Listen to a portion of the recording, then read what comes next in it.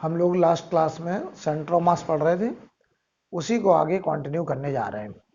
तो एक सवाल के माध्यम से बात होगी। तो एक क्वेश्चन करिए पहले। हमारे पास ये एक सॉलिड हेमिस्फीयर है, ऐसे इसकी रेडियस है आर। कितनी रेडियस इसकी? आर। इसके ऊपर हमने एक सॉलिड कोन लगा रखा है, ऐसे एक सॉलिड कोन है और इसकी जो हाइट है वो हाइट है 2r। कोन की हाइट कितनी बेटा? 2r। ठीक है, ये हमारा सॉलिड हेमिस्फीयर है, ये हमारा सॉलिड हेमिस्फीयर है और ये हमारा सॉलिड कोन है। तो बताओ मानस त्रिपाठी, बताइए सॉलिड हेमिस्फीयर, इसमें मास, लेंथ में, एरिया में, वॉल्यूम में? सॉलिड हेमिस्फीयर वॉल्यूम में। कौन सी डेंसिटी? लैम्डा, सिग्मा की रो? रो। इसमें भी बताओ सॉलिड कौन है, तो इसका भी मास वॉल्यूम में होगा, राइट। सवाल लिखिए। A right circular cone, a right circular cone of radius r, and height 2r, of radius r and height 2r is placed on a hemisphere,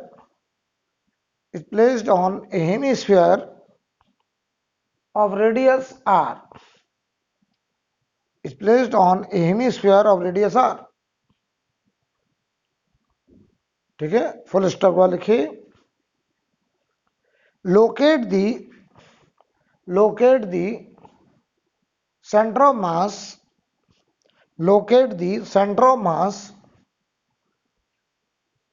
of combined system from point O, O देखो ये है। locate the center of mass of combined system from point O point के respect में हमें centre of mass को locate करने को कहा गया है, राइट। सबसे पहले एक बात बताओ, कौन सॉलिड कोन का सेंटर ऑफ मास इसके बेस से कितना ऊपर होता था? h/4। बहुत बढ़िया। तो बताओ इस कोन का जो सेंटर ऑफ मास होगा वो यहां कहीं होगा। पहले एक काम करें, कोन का मास निकाल लें। बताओ कोन में कितना मास होगा? मास ऑफ कोन, डेंसिटी कितनी? रो इनटू वॉल्यूम। कोन का वॉल्यूम बोलो, कोन का वॉल्यूम बोलिए मानस। कोन का वॉल्यूम 1/3 पाई r स्क्वायर h। h कितना है यहाँ पे? 2r। h है बेटा, देखो 2r, 1/3 पाई r स्क्वायर h। तो ये बताओ कितना आ रहा है? 2/3 पाई रो r क्यूब। ये हो जाएगा 2/3 पाई रो r क्यूब। ये हो गया मास ऑफ कोन। अच्छा, मास ऑफ स्फीयर बताओ कितना होगा? तो बताओ बेटा, ये आधा स्फीयर है, हेमी स्फीयर है। तो बताइए जरा, डेंसिटी इनटू वॉल्यूम। वॉल्यूम बोलो जरा, आधे स्फीयर का वॉल्यूम मानस। हेमी स्फीयर, आधे स्फीयर का 2/3 पाई r क्यूब, ये होगा वॉल्यूम। 2 अच्छा बताओ, ये मास और ये मास क्या बराबर लिखा है? ये वाला वैल्यू बराबर है। तो अगर कोन का मास हम m मान लें तो इस आधे स्फीयर का मास भी m आ रहा है इस सवाल में। ठीक है, अगर बताओ कोन का मास m है तो आधे स्फीयर का मास भी m होगा।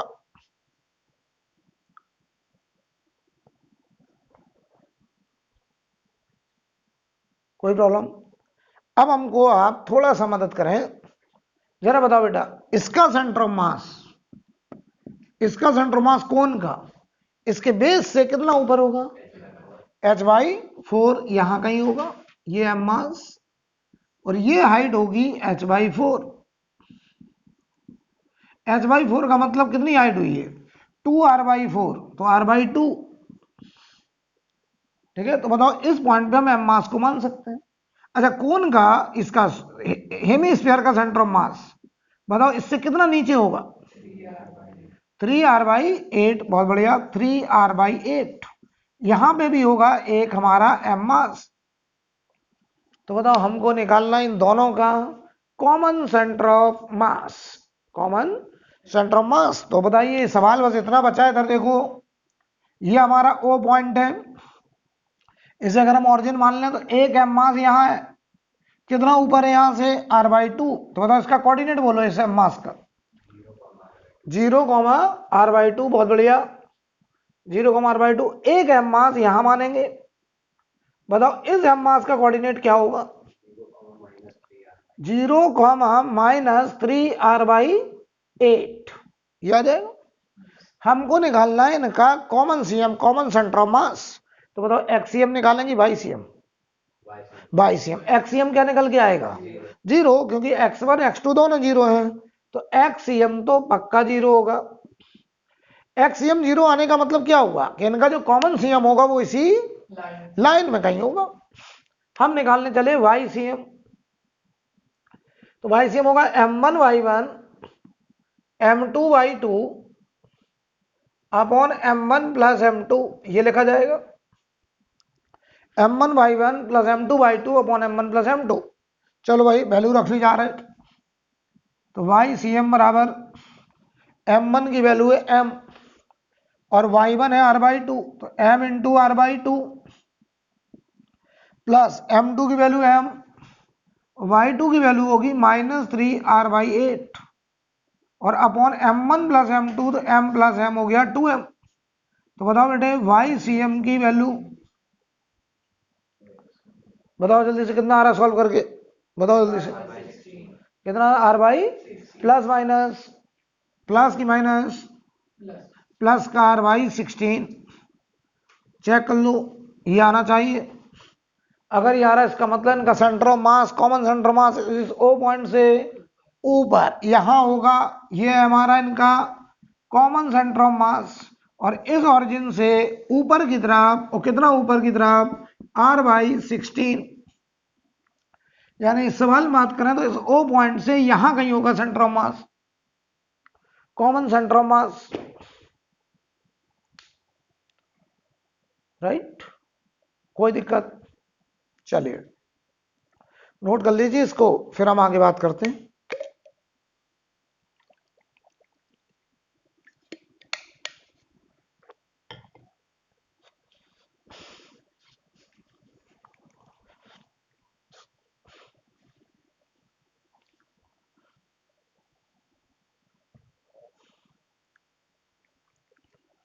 आगे बढ़ा जाए।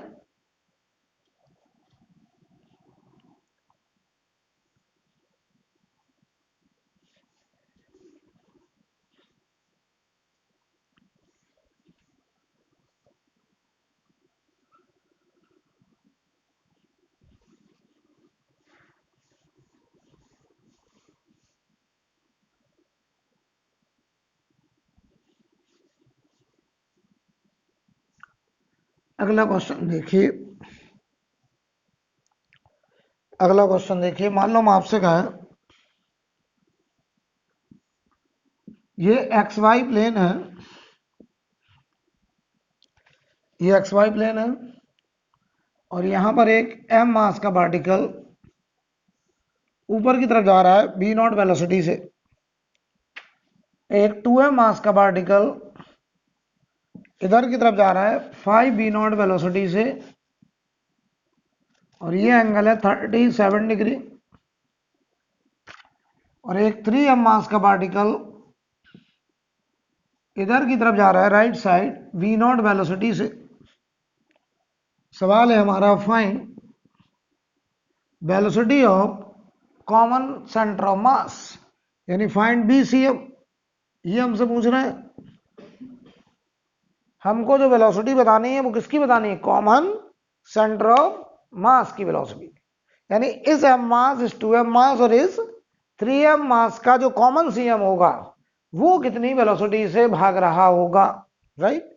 ये तीनों पार्टिकल की अलग अलग वेलोसिटी हमें दी गई है। हमें सवाल में कह रहे हैं इनका जो कॉमन सेंटर ऑफ मास होगा उसकी क्या वेलोसिटी होगी, राइट। बहुत आसान, करिए, बैठ क्यों रहे हैं, बैठिए नहीं, आयुष तुम इधर आ जाओ बेटा, आयुष इधर आ जाओ, थोड़ा सा हमारी नजर दोनों तरफ रहेगी। हाँ, अब देखिए, बीसीएम निकालना है, तो बताओ बीसीएम कैसे निकलेगा। वीसीएम वेक्टर बराबर m1 v1 vector plus m2 v2 vector plus m3 v3 vector और upon m1 plus m2 plus m3, ये लिखा जाएगा। क्यों भाई, सही है ना। अब बताओ, वैल्यू रखने जा रहा हूं मैं, तो वीसीएम वेक्टर बराबर m1 का मास है m और v1 वेक्टर है v not j cap, m2 बताओ 2m है, बताओ 5 v नॉट के क्या कर लें, कॉम्पोनेंट आई कैप और जे कैप में। तो बताओ क्या कॉम्पोनेंट करना आपको आता है। cos 37 की वैल्यू 4/5, इधर बोलो कॉम्पोनेंट इसका जो आएगा vx, 5 v नॉट का cos 37 और cos 37 बेटा 4/5 है, तो ये बताओ 4 v नॉट और इधर आएगा v भाई 5 v नॉट का sin 37, 5 v नॉट का sin 37, तो ये बताओ 3/5, तो ये आ जाएगा 3 v नॉट। क्लियर। तो बताओ हम लिखने चले m2 मास की जगह 2m और इसका velocity vector 4 v not I cap 3 v not J cap plus m3 हो गया 3m और वेलोसिटी हो गई v not I cap upon m plus 2m plus 3m। Solve करो और मुझे बताओ वीसीएम वेक्टर क्या आ रहा है, वीसीएम वेक्टर क्या आ रहा है, जल्दी से बताओ।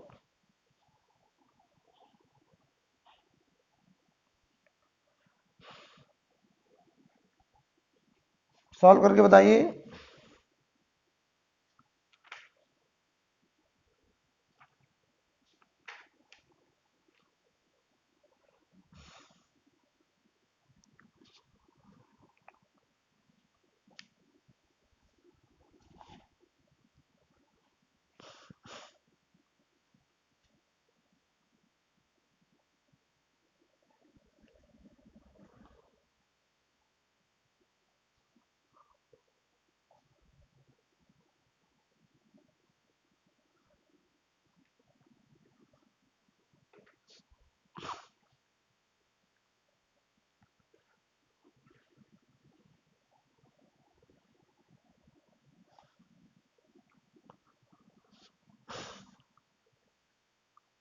कितना आ रहा है बोलिए।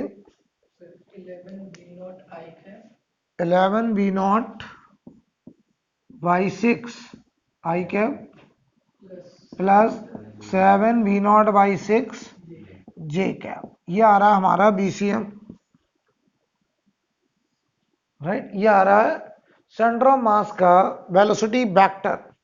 अगर हमसे कोई कहे बीसीएम का एक्स कंपोनेंट कितना होगा, तो आंसर क्या होगा 11 v naught by 6 I cap. CM की वेलोसिटी का Y component 7 v naught by 6 J cap, ये आंसर होंगे, नोट कर लीजिए।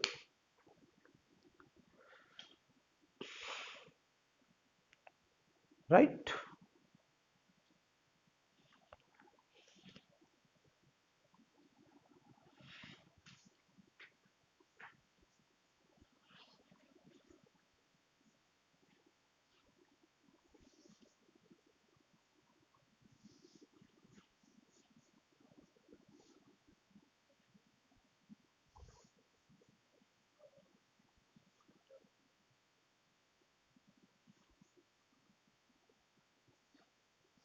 हेड डालिए case of cavity, case of cavity, case of cavity.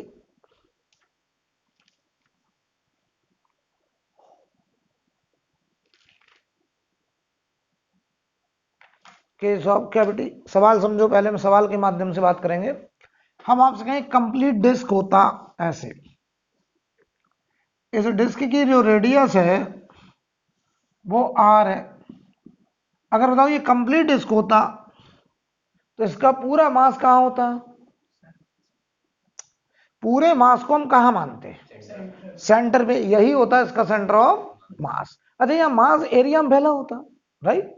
तो बताओ एक कंप्लीट डिस्क होता, पूरे में मास होता और मास यूनिफॉर्मली फैला है, तो इस पूरे का सेंटर ऑफ मास यहाँ होता और हम यहीं पे मान सकते थे पूरे मास को, राइट। हमने क्या किया, हमने यहां से एक आर को डायमीटर मानते हुए एक डिस्क काट लिया, जैसे बोले r/2 को रेडियस मानते हुए हमने एक डिस्क कट कर लिया। अब जो मास है वो केवल इतने एरिया में बचा हुआ है, इतने एरिया में बचा हुआ है। यहां से मास गायब हो गया, यहां से मास गायब हो गया। हम आपसे पूछना चाहते हैं कि जो रिमेनिंग मास है उसका सेंटर ऑफ मास कहां पर होगा। तो सवाल लिखिए, given a disc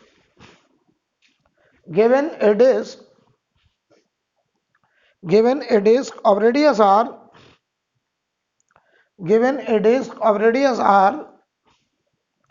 having a cavity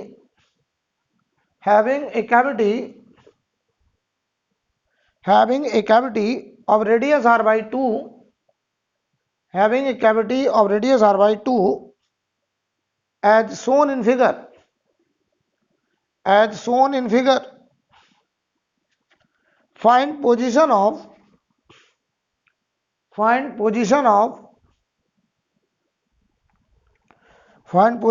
center of mass,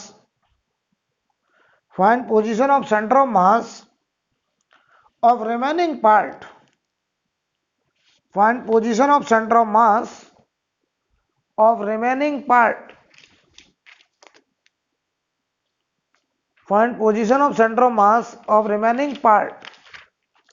जो बचा हुआ पार्ट है हमें उसका सेंटर ऑफ मास का पोजीशन बताना है, राइट। ऐसे सवाल को करने का क्या तरीका, पहले ये समझिए। पहले कॉमन सेंस लगाइए आप जरा, पहले कॉमन सेंस। एक बात बताओ, अगर हम इसको ऐसे काट दें, ऐसे काटें, तो बताओ जितना मास ऊपर उतना ही मास, तो सेंटर मास इसी लाइन पर होगा। लेकिन अगर ऐसे काट दें तो बताओ ज्यादा मास किधर है, लेफ्ट की राइट। सेंटर मास किधर भागेगा, राइट। तो बताओ सेंटर मास इसी लाइन पे रहना है, क्योंकि इस लाइन के अबाउट मास बराबर ऊपर नीचे, तो सेंटर मास ऊपर या नीचे नहीं जाएगा, इसी लाइन पे रहेगा। लेकिन ऐसे काटा तो लेफ्ट राइट देखो, तो बताओ लेफ्ट में मास कम, राइट में मास ज्यादा, तो सेंटर मास राइट भागेगा। तो क्या इस पूरे का सेंटर मास यहां कहीं होगा? ये होगी सेंटर मास की पोजीशन, और ये सेंटर मास यहां से इतना शिफ्ट हो जाएगा।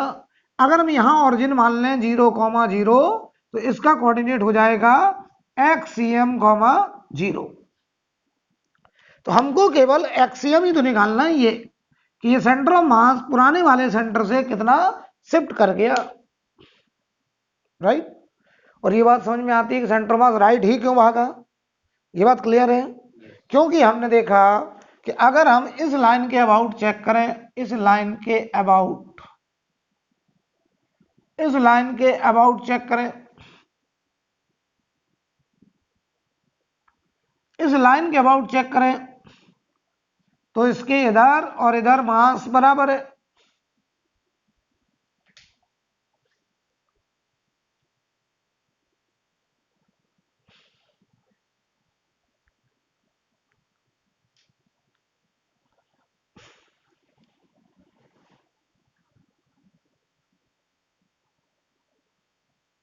ठीक है, अब देखो सवाल कैसे करना है, मैं तुम्हें तरीका सिखा रहा हूं।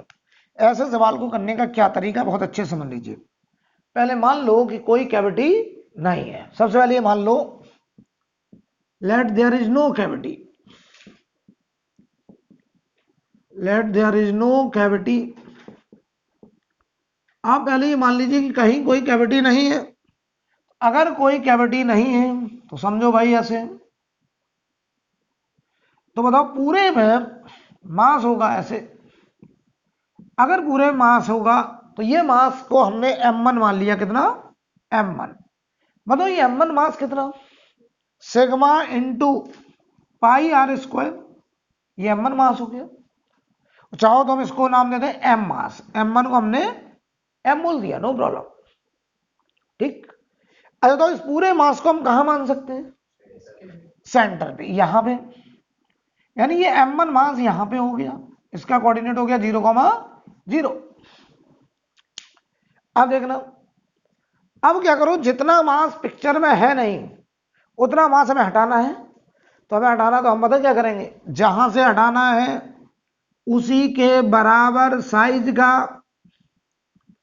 अच्छा ये जो सेंटर मास लिखा है ये पूरे मास का लिखा है और ये 0,0 पे, तो हम क्या करेंगे कि जो मास है ही नहीं पिक्चर में, हमने अभी उसका भी कंट्रीब्यूशन मान लिया, तो हम उस मास की जगह पर उसको हटाने की बजाय क्या करेंगे कि इसकी जगह पे एंटी मास रख देंगे। एंटी मास मतलब नेगेटिव मास, मास रियल में कभी नेगेटिव जैसी बात है नहीं, लेकिन हम एक हाइपोथेटिकल कॉन्सेप्ट बनाने जा रहे हैं कि हम क्या करें कि इस मास को हटाएं, उससे बेहतर है कि हम इसकी जगह पर एक एंटी मास प्लेस्ड कर दें, नेगेटिव मास प्लेस्ड कर दें इसी साइज का। और ये बताओ कितनी रेडियस है, r/2। तो बताओ जो मास हमें m2 लाना है वो एंटी मास, नेगेटिव मास, तो माइनस सिग्मा इंटू पाई r/2 का स्क्वायर,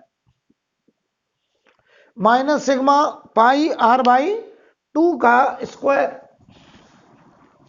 ये आएगा। तो बताओ माइनस सिग्मा पाई r/2 का स्क्वायर, तो बताओ ये कितना हो जाएगा, minus sigma pi r square by 4, ठीक है। तो बताओ ये हुआ सिग्मा पाई r स्क्वायर, तो ये हो गया माइनस m/4 मास। तो जरा बताओ ये m/4 मास कहां पे माना जाएगा, इसके ऊपर फैलाना है, तो इसके ऊपर हम अगर हम माइनस का मास फैलाना, तो आप अगर इसे पॉइंट मास मानना चाहते हैं तो कहां मानो, जहां पर इसका अपना सेंटर ऑफ मास, इसका अपना सेंटर ऑफ मास के मिड पे होगा। तो यहां पे देखो हमने रख दिया माइनस का m/4 और ये था m प्लस का, इनके बीच की दूरी कितनी है बेटा, ये दूरी r/2। तो आपको पता है ये सवाल अब सिंपल 2 पॉइंट मास का सवाल बन गया, एक मास m00 पे रखा है, एक मास माइनस m/4 का, इसका बताओ कोऑर्डिनेट, अगर ये r/2 तो ये माइनस r/2 0, क्योंकि हमने ऑरिजिन यहां माना है, तो इसका कोऑर्डिनेट हो गया माइनस r/2 0, राइट। अब हमें निकालना इन दोनों का कंबाइंड सीएम, बहुत अच्छे समझ लो क्या तरीका। पहले मान लो कि हमने कोई मास कट नहीं करा, तो पूरे मास का सेंटर ऑफ मास पूरे के सेंटर पे मान लिया। अब जितना मास हटाना है हम उसकी जगह पर उतना ही नेगेटिव मास बाहर से लाएंगे और जहां से हटाना उसके अपने सेंटर ऑफ मास पे रख देंगे, और फिर यह सवाल 2 पॉइंट मास का सवाल बन गया। तो यह सवाल देखो इतना बचा है, ध्यान देना, एक मास m00 पे रखा है, एक मास माइनस m/4 माइनस r/2 0 पे रखा है, ये क्वेश्चन हो गया। थोड़ी अजीब सी बात लगती है कि नेगेटिव मास क्यों, कहां से आ गया, क्योंकि उस m मास में इस वाले मास का भी तो कंट्रीब्यूशन था, तो हमने उस मास की जगह पे, जो मास वहां पे था उसकी जगह पे एंटी मास बिछा दिया, राइट। और वो उस एंटी मास को हमने एक पॉइंट मास की तरह ट्रीट किया, और कहां पे, जहां पर उसका अपना सेंटर ऑफ मास था। तो बताओ अब इसका हम एक्सियम निकालेंगे, वाईसीएम, ओनली एक्सियम, वाईसीएम क्या आएगा, 0 आएगा। तो बताओ जरा m1x1 m इंटू 0 माइनस या प्लस लगा, चलो प्लस m1x1 m2x2, m2 की जगह माइनस m/4 और x2 की जगह minus r/2 upon m1 plus m2, तो m1 प्लस माइनस m/4, हमने वही लिखा है m1x1 plus m2 x2 upon m1 plus m2, बेटा ये वही लिखा है फॉर्मूला। तो बताओ एक्सियम बराबर ये माइनस माइनस प्लस कितना हुआ, ये m/4 इंटू r/2, नीचे बोलो 3m/4, m/4 से m/4 कट गया, आंसर r/6 और ये प्लस आर आर बाई 6, इसका मतलब जहां ऑरिजिन माना है वहां से कितनी दूर, आर बाई 6 दूरी खिसक गया किधर की तरफ, राइट। यानी इसका सेंटर ऑफ मास अभी यहां कहीं होगा, ये होगा सेंटर ऑफ मास, ये होगा, और यहां से कितनी दूरी, तो हमें इधर अलग दिखा देना है इसमें, तो ये दूरी आ गई कितनी, आर बाई 6। नोट कर लीजिए। यानी इस रिमेनिंग मास का जो सेंटर ऑफ मास होगा वो पुराने वाले सेंटर ऑफ मास से आर बाई 6 राइट खिसक जाएगा। नोट करिए।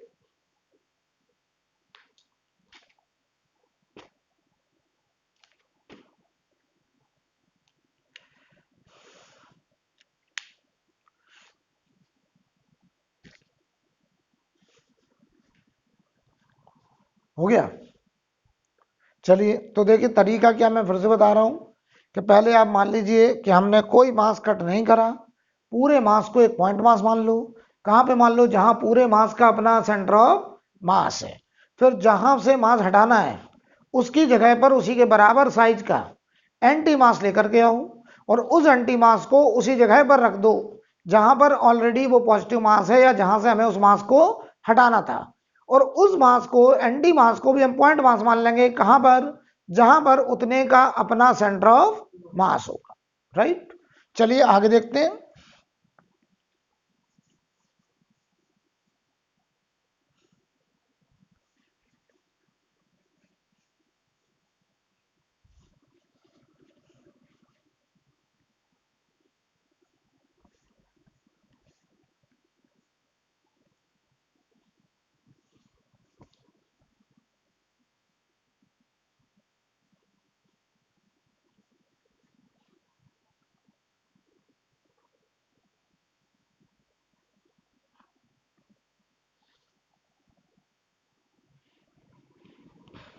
ध्यान दीजिए,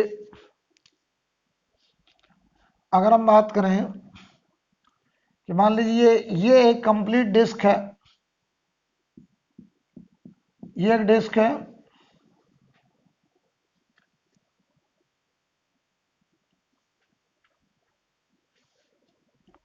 यहां से ए दूरी पर हमने आर बाई 3 को रेडियस मानते हुए एक छोटा सा डिस्क काट लिया, यहां से बी दूरी को सेंटर मानते हुए यहां पर हमने एक आर बाई 3 का रेडियस का एक डिस्क काट लिया, ठीक है। इसका अपना जो रेडियस है वो आर है, बड़े वाले का, ठीक है। अब की बार हमने दो कैविटी बनाई है, सवाल वही है, फाइंड सीएम ऑफ, सवाल वही है, find CM of, find CM of remaining mass distribution, remaining mass distribution, जो रिमेनिंग मास डिस्ट्रीब्यूशन है हमें उसका सेंटर ऑफ मास लोकेट करना है कि कहां होगा, ठीक है। चलो भाई, सबसे पहला काम हम मानेंगे हमने कोई कैविटी नहीं बनाया। एक काम करो, पहले तो मास निकाल लो, 3 मास अब हमें निकालने पड़ेंगे, बोलो भाई।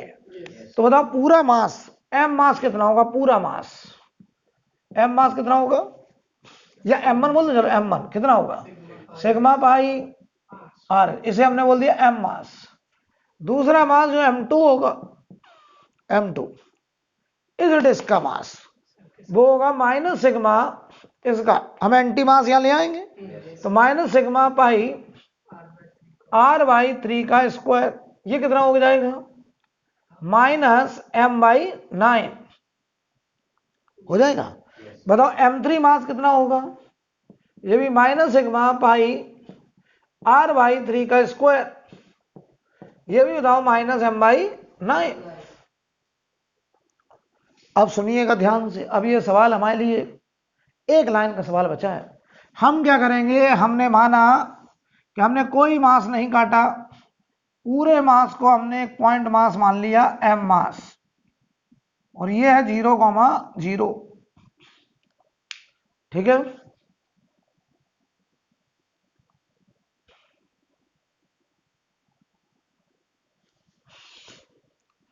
m मास 0,0 पर। दूसरा बताओ, ये मास हुआ m/9 होगा, ये m/9 कहां पे मानेंगे बताओ? -m/9 मानेंगे। यहां से कितनी दूरी पर?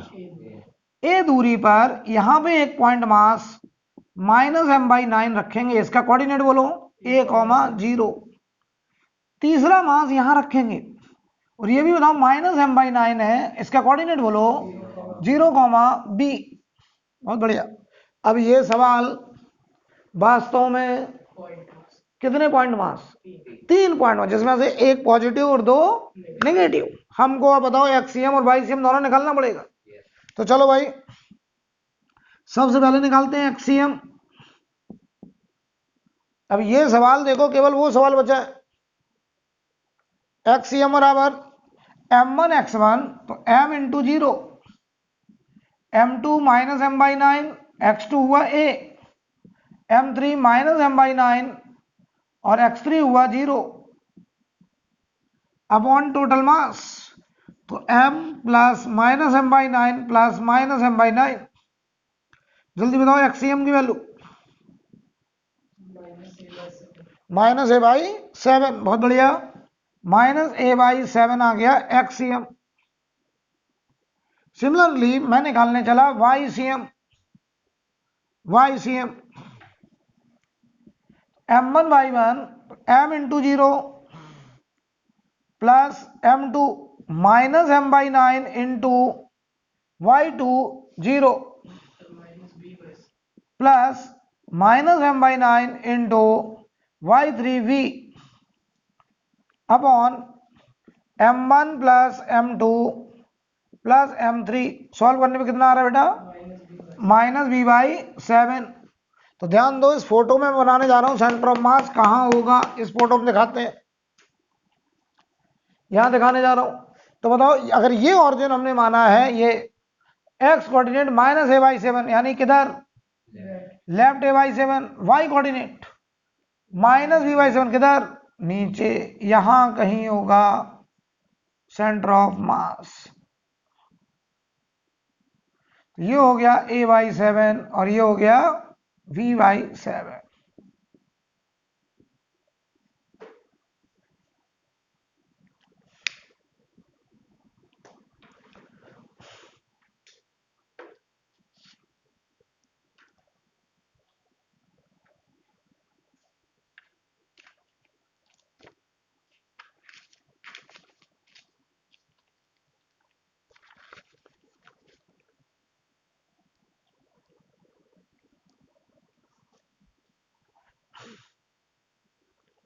ठीक है, आगे बढ़ा जाए।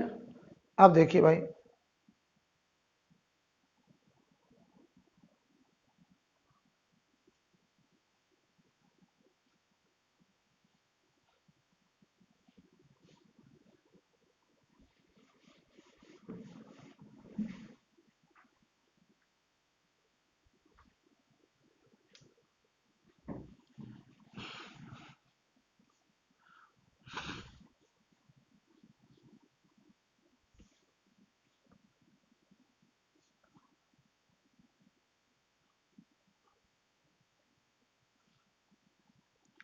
अगला सवाल बताइए। अगर आप इतना सीख गए हैं तो हम आपसे और भी बातचीत कर सकते हैं, ठीक है? मैं तुमसे कहूं, ऐसे एक हार्ड डिस्क था, हमने इसमें से एक छोटा सा आधा डिस्क काट लिया। ये सेंटर था इनका, ये रेडियस r1 है और ये बाहर वाली रेडियस r2 है, और मास अब केवल इतने एरिया में बचा है। इतने एरिया में से हमें मास मिल रहा है बस, ठीक है? सवाल लिखें, फाइंड पोजीशन ऑफ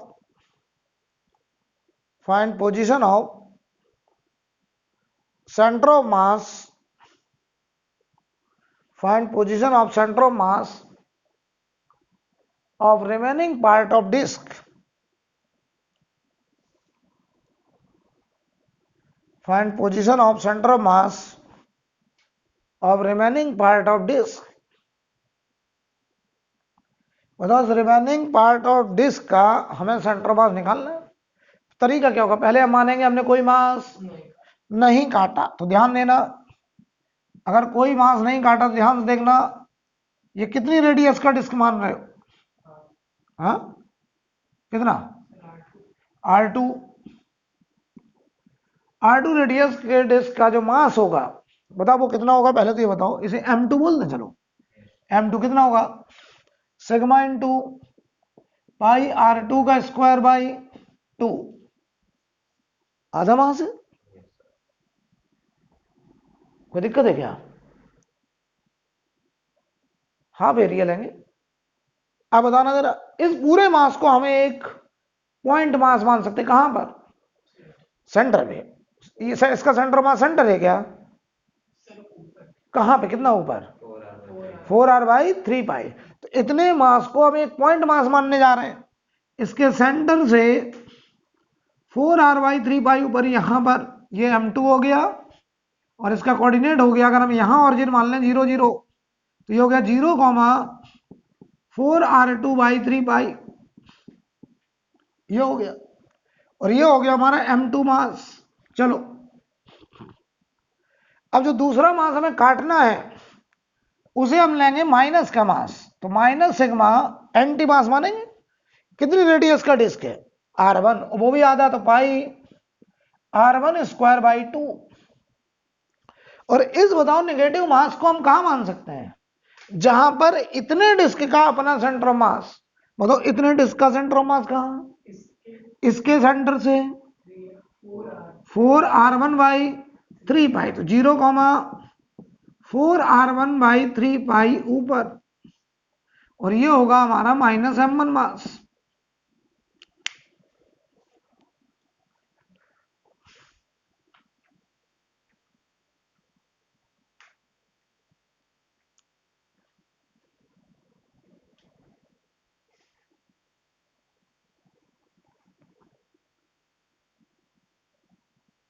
ठीक है, अब बताओ ये सवाल दो पॉइंट मास का, जिसमें से एक प्लस का मास और एक माइनस का मास। चलो भाई बोलो, निकालें YCM ना, तो देखो फॉर्मूला है M1/1 M2/2 upon M1 plus M2, right.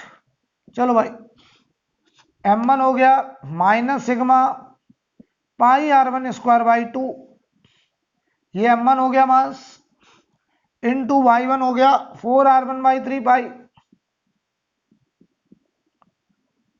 Plus M2 बोलो sigma pi R2² 2 into 4r2/3π, क्यों, और नीचे बोलो M1 प्लस M2, तो minus sigma pi R1²/2 plus sigma pi R2²/2। Check करो बहुत कुछ कट रहा है, सिग्मा π/2 सब कट जाएगा, काट पीट के बताओ YCM क्या आ रहा है, ये देखो सिग्मा π/2 पूरे से कैंसिल हो रहा है, तो देखो 4/3π तो मुझे कॉमन दिख रहा है ऊपर, और ऊपर बच रहा है R2³ माइनस R1³, और नीचे देखो सिग्मा π/2 कट गया तो R2² माइनस R1², चेक करो यार,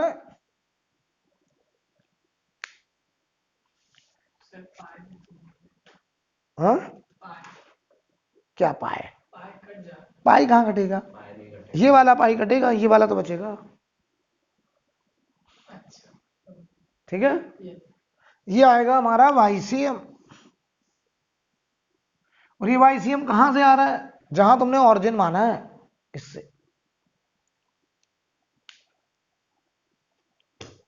कोई प्रॉब्लम, क्या मैं मान लूँ आप मेरी बात समझ गए हैं, यहां पर तुम AQ माइनस BQ का फॉर्मूला भी लगा सकते थे, तो क्या होगा A माइनस B, तो देखो इसी को हम बराबर लिख सकते हैं 4r/3π AQ minus BQ, A minus B नीचे भी आएगा, A माइनस B कट जाएगा, तो ऊपर बचेगा R2 का square plus r1² plus r1r2, और नीचे बोलो r1 प्लस r2। ये भी आंसर है, एक ही बात है। तो वो देख लेना किस फॉर्म में आंसर दिया है, राइट। सर ये आर एक्स्ट्रा कहाँ से? कौन सा r? 4r। ये वाला, हाँ ये एक्स्ट्रा नहीं आना चाहिए, ये मैंने गलत लिखा था, आपने पकड़ लिया, राइट। कोई प्रॉब्लम? अब देखिए जरा, तो एक सवाल हम आपसे पूछें, बताइए।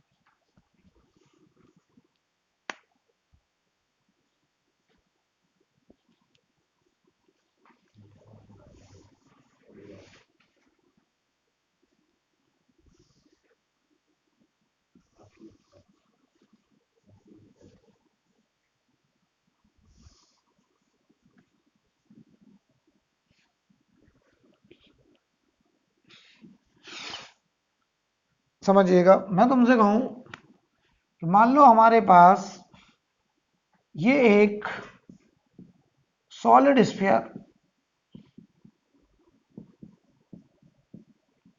सॉलिड स्फीयर, इसकी जो रेडियस है वो रेडियस है मान लो आर, आर रेडियस, ठीक है। हमने यहां से ए दूरी पर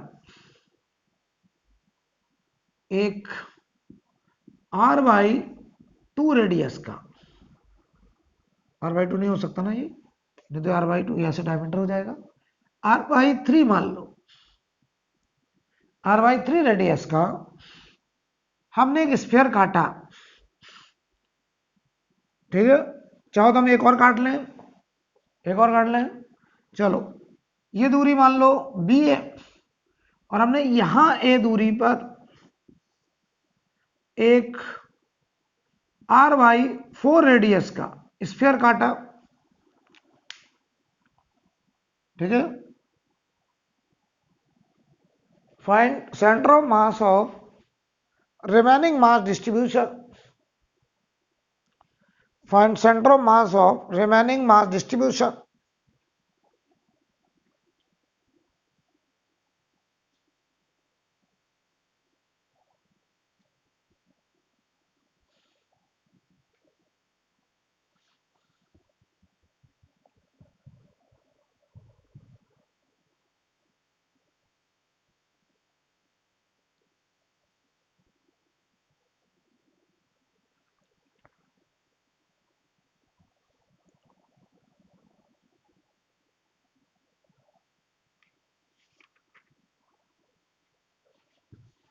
ठीक है, करिए जल्दी से, करिए आप लोग।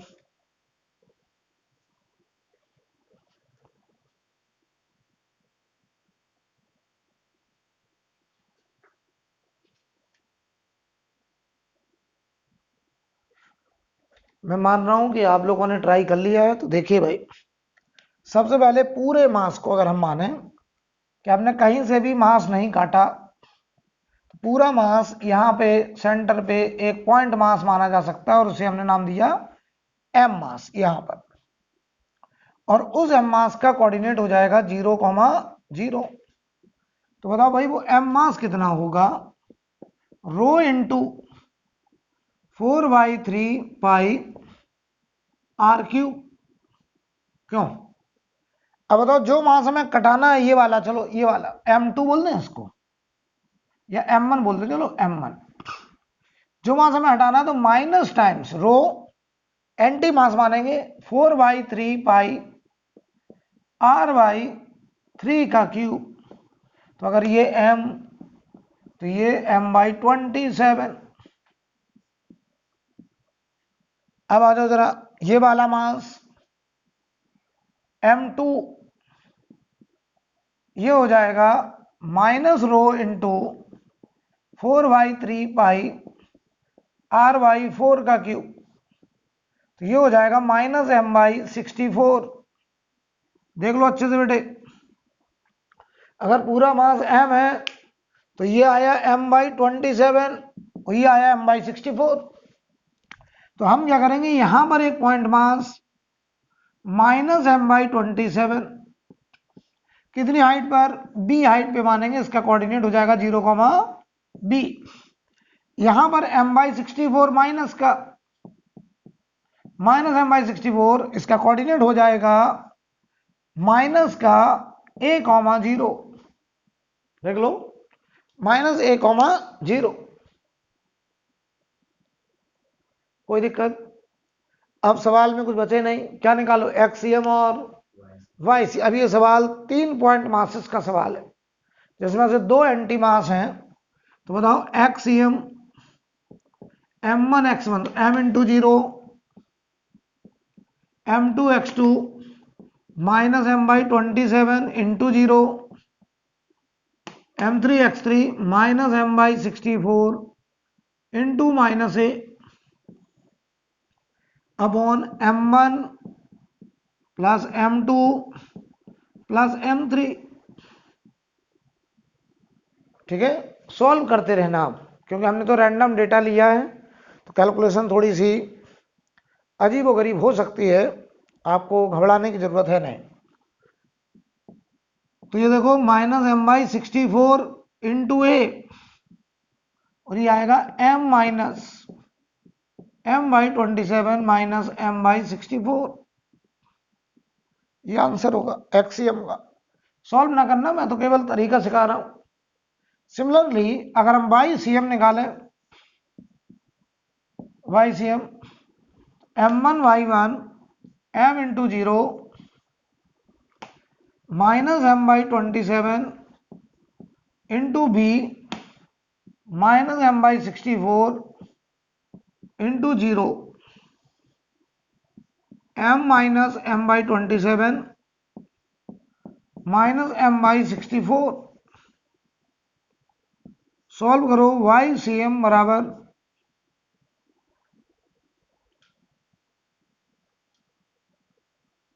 ठीक है, YCM बराबर, तो ये बताओ, ये सब 0 हो गया, m भी कट गया, तो बताओ ये माइनस m/27, हालांकि m कट जाएगा, और ये m minus m/27 minus m/64। Solve कर लेना, m कट जाएगा। तो सॉल्व मत करना, मैं तो तरीका सिखा रहा था, राइट। तो नोट कर लीजिए। जो आपने एक्सीएम लिखा है हाँ, वो प्लस आएगा ना ऊपर, कहाँ पे बेटे, -m/64 इंटू माइनस सबसे पहले लाइन, ये ना, हाँ ये प्लस का हो जाएगा, सॉरी ये प्लस का आएगा। ये देखो माइनस माइनस क्या हो जाएगा, प्लस, राइट, बिल्कुल सही बात। इसमें देख लो, इसमें तो सही है ना, इसमें सही है, ठीक है, बहुत बढ़िया। हटा दें इसको, आप देखिए जरा,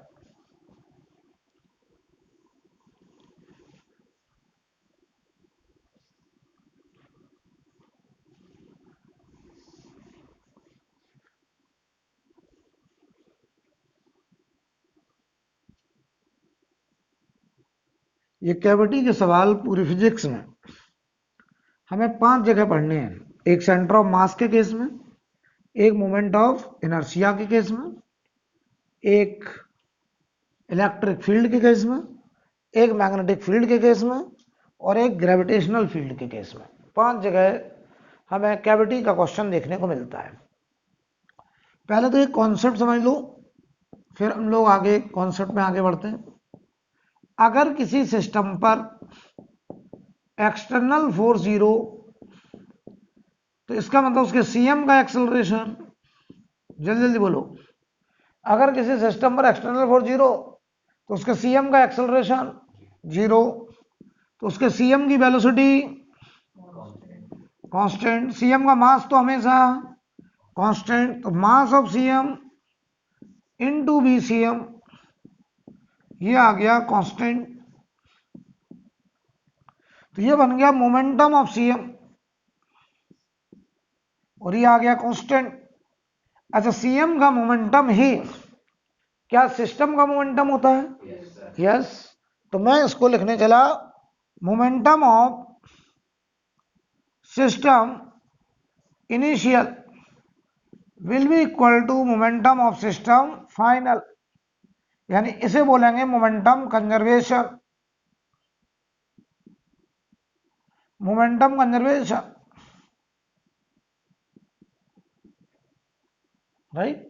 तो अगर हमें मोमेंटम कंजर्वेशन लगाना है तो हम क्या सीखेंगे, क्या देखेंगे कि जिस डायरेक्शन में कोई एक्सटर्नल फोर्स ना हो उस डायरेक्शन में मोमेंटम क्या रहेगा, कंजर्व।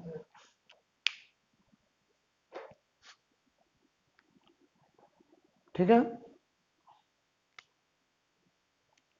तो एक सवाल के माध्यम से बात करी जाए। केस ऑफ एक्सप्लोजन,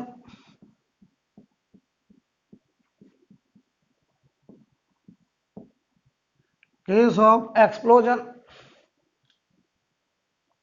हमें अब एक्सप्लोजन का केस समझना है। केस ऑफ एक्सप्लोजन, तो एक्सप्लोजन में समझो कि हमारे पास ये मान लो एक बॉम्ब है, ये एक बॉम्ब है। अब अगर उन्होंने कहा कि ये बॉम्ब दो टुकड़ों में टूटा तो हम इसका मास मान लो, वो कहेंगे ये बॉम्ब अचानक से दो टुकड़ों में ब्रेक हो गया, इक्वल मास में ब्रेक हो गया, तो बेहतर होगा हम इसका मास पहले से 2m मान के चलें। तो दो टुकड़ों में टूटेगा तो m और m। अगर वो कहते हैं ये बॉम्ब तीन टुकड़ों में बराबर मास में टूट गया तो हम पहले से इसका मास 3m मान के चलेंगे। क्लियर है? तो समझो, मान लो हम तुमसे कहेंगे अचानक से तीन टुकड़ों में टूट रहा है, इसका मास क्या हुआ, 3m हमने मान लिया है, क्योंकि उन्होंने सवाल में बोला कि 3 इक्वल पार्ट में ब्रेक होने जा रहा है। ये फोटोग्राफ कब का, just before explosion, just before explosion. इसके एक्सप्लोजन के जस्ट पहले हम तीन फोटो समझेंगे एक्सप्लोजन के लिए, एक जस्ट बिफोर, एक ड्यूरिंग एक्सप्लोजन और एक जस्ट आफ्टर एक्सप्लोजन। तीन फोटोग्राफ स्टडी करेंगे, राइट। एक्सप्लोजन की घटना को समझने के लिए हम तीन फोटो बनाएंगे, एक जस्ट बिफोर, एक ड्यूरिंग एक्सप्लोजन। देखिए ड्यूरिंग एक्सप्लोजन ये तीन इक्वल पार्ट में टूटने जा रहा है। मान लो इसने कहा यहां से क्रैक हो रहा है, देखिए ऐसे, यहां से ये फट रहा है ऐसे, ये मान लो ऐसे फट रहा है, यहां से ऐसे फट रहा है, ये तीन इक्वल टुकड़ों पे टूटने जा रहा है। ये फोटो में बनाने जा रहा हूं ड्यूरिंग एक्सप्लोजन, ये फोटोग्राफ है ड्यूरिंग एक्सप्लोजन। तो अब हमको बस इतना बता दो कि जब ये यहां से ब्रेक हो रहा है, ऐसे देखो, ऐसे ऐसे, तो ये पार्ट और ये पार्ट एक दूसरे पर ऐसे ऐसे एक इंपल्स दे रहे होंगे, झटका दे रहे होंगे। ये इसको इधर धक्का मार रहा होगा, ये इसको इधर इंपल्स दे रहा होगा। लेकिन बताओ इन दोनों के कंबाइंड के लिए ये इंपल्स कैसा है, इंटरनल है। बहुत बढ़िया। अच्छा बताओ यहां पर भी तो एक झटका लग रहा होगा, ऐसे ऐसे एक इंपल्स आ रहा होगा, ऐसे। तो बताओ ये इंपल्स इन दोनों के कंबाइंड के लिए कैसा, इंटरनल। इधर आ जाओ, क्या ऐसे भी तो एक इंपल्स आया होगा, ऐसे। ये इंपल्स भी कंबाइंड के लिए कैसा है, इंटरनल, राइट। तो चलो मुझे बताओ, अगर हम तीनों को एक साथ देखें तो क्या तीनों के लिए जो भी झटके अंदर आए हैं वो कैसे हो गए, इंटरनल। और अगर किसी सिस्टम पर कोई एक्सटर्नल इंपल्स नहीं तो उस सिस्टम का मोमेंटम चेंज नहीं होगा। इंपल्स बराबर क्या होता है, चेंज इन मोमेंटम। वो इंपल्स और फोर्स में मतलब सब डिफरेंस पता है ना, फोर्स होता न्यूटन और इंपल्स होता newton into second, newton into second. एक force large impact micro second के लिए आता है, उसे बोलते हैं हम लोग इंपल्स, झटका। तो बताओ हमने देखा कि इन पूरे तीनों को अगर एक साथ देखें तो जो भी इंपल्स एक दूसरे पे लगे वो कंबाइंड के लिए कैसे, इंटरनल। हमने देखा रिजल्टेंट जस्ट आफ्टर कोलिजन का फोटो बनाने जा रहा हूं। ये वाला पार्ट जो ऐसे ब्रेक हुआ था एम मास, ये कह रहा मैं तो ऊपर जा रहा हूं बी नोट से। ये वाला पार्ट जो ऐसे ब्रेक हुआ था, ये कह रहा मैं जा रहा हूं लेफ्ट साइड बी नोट से। तो बताओ जो तीसरा पार्ट है वो एम मास की क्या वेलोसिटी वेक्टर होगा, ये हमको निकालना है, ये हमारा सवाल है। ये फोटोग्राफ कब का? Just after explosion, just after explosion, just after explosion.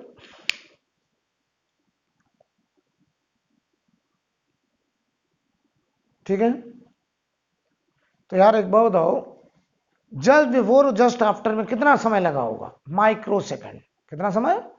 Micro. एक बात और सुन लो, जब ये फटा होगा, मान लो बॉम्ब हवा में फटा, तो एक्सटर्नल फोर्स mg लग रहा है, लेकिन वो mg मोमेंटम में कोई चेंज नहीं कर पाया। क्यों? क्योंकि mg जैसे साधारण से फोर्स, mg होगा 100 न्यूटन, 200 न्यूटन, 50 न्यूटन, ऐसा होगा। mg जैसे साधारण से फोर्स कहते हैं कि मुझे मोमेंटम बदलने के लिए क्या चाहिए? टाइम। अगर किसी बॉडी पर mg वाला फोर्स, ग्रेविटी 10 सेकंड के लिए लग जाए तो वो उसकी स्पीड को बदल देगा। 1 सेकंड में के लिए लग जाए तब भी स्पीड को बदल देगा, मोमेंटम को बदल देगा। लेकिन माइक्रो सेकंड के लिए mg कहता मैं वैसे 100 न्यूटन के आसपास का फोर्स हूं, ऊपर से माइक्रो सेकंड टाइम मिला, तो फोर्स इंटू टाइम 10 की पावर -5 ऑर्डर का आ रहा है, तो कह रहा मोमेंटम में मैं कोई चेंज नहीं कर पाऊंगा, क्योंकि जो फोर्स है वो माइक्रो सेकंड टाइम के लिए लग करके बहुत छोटा सा इंपल्स बनाते हैं, और वो इंपल्स इतना छोटा है कि मोमेंटम में ना के बराबर चेंज हो पाएगा। यानी mg जैसे छोटे से फोर्स की प्रेजेंस में भी हम मोमेंटम क्या कर सकते हैं? कंजर्व। तो बताओ भाई, जस्ट बिफोर और जस्ट आफ्टर में बताओ, कंबाइंड को अगर हम देखें, तीनों को एक साथ देखें, तो क्या कोई एक्सटर्नल इंपल्स? अगर कोई एक्सटर्नल इंपल्स नहीं तो कंबाइंड सिस्टम का मोमेंटम कंजर्व। मैं लगाने चला कंबाइंड मोमेंटम कंजर्वेशन, तो मैंने लगा initial momentum is equal to final momentum, और मैं ब्रैकेट में लिख रहा हूं कंबाइंड मोमेंटम कंजर्वेशन।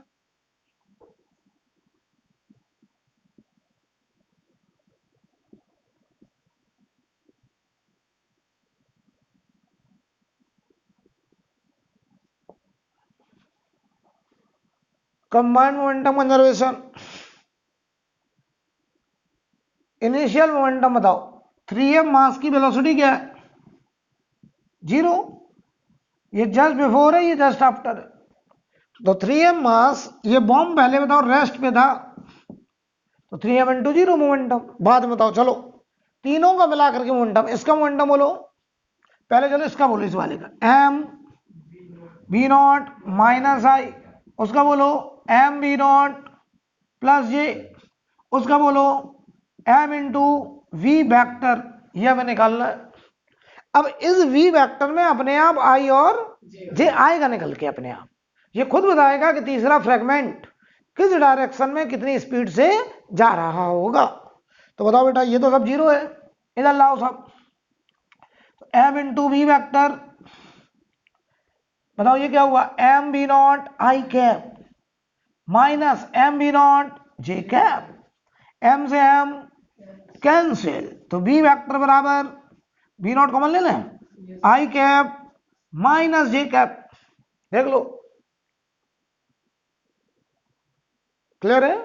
तो बताओ जो तीसरा पार्ट है, इधर देखो तीसरा पार्ट, इसकी वेलोसिटी जो होगी इधर की तरफ होगी v नॉट आई कैप, और नीचे की तरफ होगी v not minus J cap, यानी रिजल्टेंट इधर होगा, इधर देखो, इधर इस v नॉट और इस v नॉट का रिजल्टेंट कितना होगा?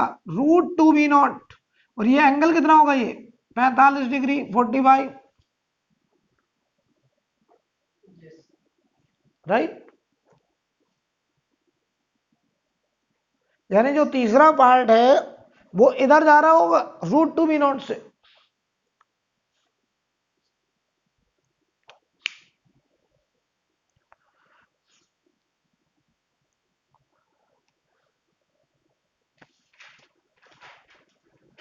कोई दिक्कत? पक्का? अब सुनो, ऐसे सवाल में हमने पूरा करके दिखाया है, इतना करने की आवश्यकता होती नहीं है। बताओ इनिशियल मोमेंटम कितना था? तो बाद में भी क्या होना चाहिए? इसने बताया बनाया माइनस का एम बी नॉट एक्स में, इसने एक्स में कितना बनाया? इसमें एक्स का मूवमेंट, एक्स डायरेक्शन मोमेंटम 0, तो इसने बनाया माइनस एम बी नॉट। हमें चाहिए एक्स में मोमेंटम 0, क्योंकि पूरा मोमेंटम एक्स वाई हर डायरेक्शन में जीरो है, तो हमें बाद में भी हर डायरेक्शन में जीरो ही करना है। तो इसने बनाया माइनस एम बी नॉट, इसने एक्स में जीरो कंट्रीब्यूट किया, तो ये कहेगा हम एक्स में कंट्रीब्यूट करेंगे plus M B naught. Mass कितना एम, तो वेलोसिटी बी नॉट, क्योंकि ये एक्स में कह रहा हम मोमेंटम एम बी नॉट बनाएंगे प्लस का, और हमारा मास अगर एम है तो एक्स में वेलोसिटी रखेंगे वी नॉट। अब आ जाओ, वाई में मोमेंटम कितना था जीरो, तो इसने बताओ वाई में कितना मोमेंटम जीरो, इसका Y momentum plus M B naught, तो ये कहेगा हम बनाएंगे वाई में minus M B naught. Mass कितना एम, तो वेलोसिटी वी नॉट माइनस में, तो माइनस का मतलब डाउनवर्ड, माइनस ये क्या आंसर। तो ऐसे सवाल में पेन चलाने की आवश्यकता नहीं होती, हम आपको चेक करने जा रहे हैं कि आप हमारी बात को समझे हैं या नहीं समझे हैं। डायरेक्ट लिखेंगे, डायरेक्ट।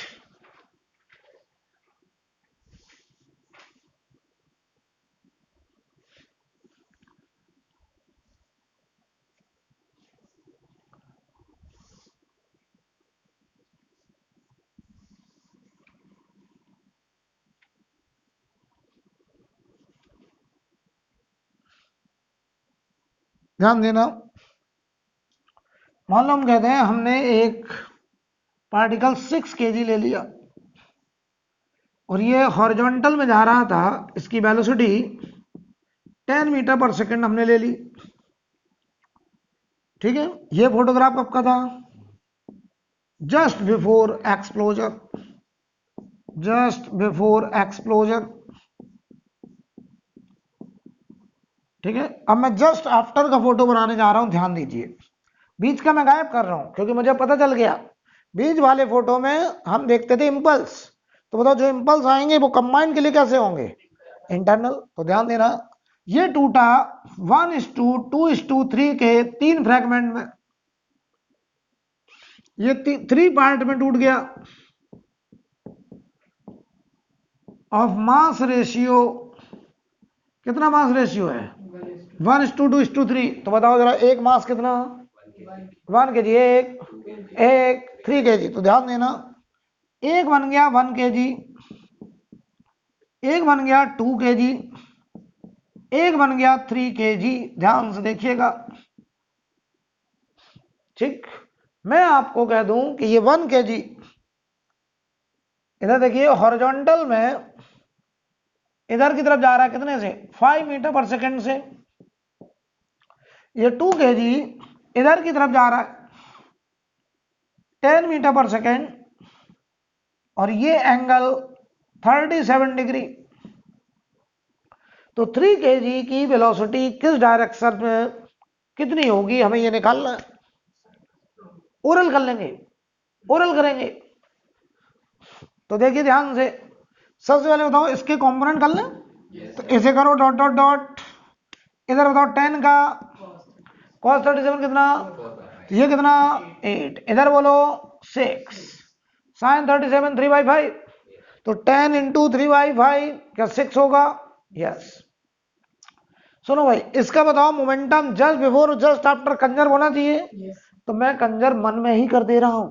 बताओ इसका मोमेंटम वाई डायरेक्शन में कितना, पहले ये बताओ, जीरो, तो बाद में भी तीनों को मिला के वाई किलोंग, इसका वाई किलोंग जीरो है, हमें तीनों का मिला के क्या करना, वाई किलोंग जीरो, तो जो हम लिखते हैं उसे बोल के कर लो कि वाई डायरेक्शन में इसका मोमेंटम जीरो होना चाहिए, तो हम वाई डायरेक्शन में तीनों का मोमेंटम मिला करके कंजर्व जीरो करना चाहते हैं। इसने कहा वाई के अलॉन्ग मेरा कोई मोमेंटम में कंट्रीब्यूशन नहीं है, इसका मोमेंटम बताओ वाई डायरेक्शन में 2 इंटू 6 कितना 12 प्लस की माइनस, तो ये बनाएगा 12 प्लस मास कितना 3, तो वेलोसिटी 4, राइट। तो ये कहेगा हम अपनी वेलोसिटी वाई डायरेक्शन में 4 मीटर पर सेकंड रखेंगे। इसने मोमेंटम वाई डायरेक्शन में 2 इंटू 6 माइनस का बनाया 12, तो ये कह रहा हम बनाएंगे प्लस का 12, तो मास इंटू वेलोसिटी बताओ 12 बनाना है तो मास है 3 kg, तो वेलोसिटी 4।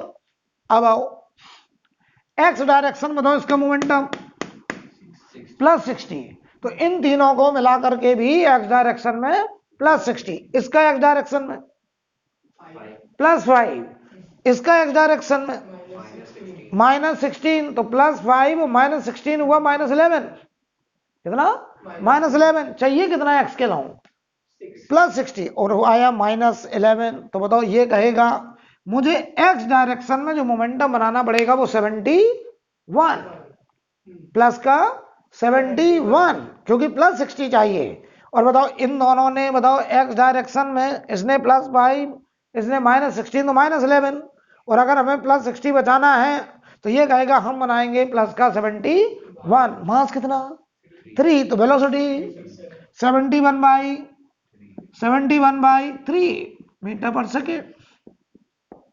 बोलो भाई, तो बताओ इनका रिजल्टेंट क्या इधर आएगा, ये वेलोसिटी होगी 3 kg की, कोई कहे हॉरिजॉन्टल से कितना एंगल, तो लगा दो tan थीटा, तो ये हो जाएगा v/vx, ये 4/71/3, ये हो जाएगा 12/71, ये होगा tan थीटा।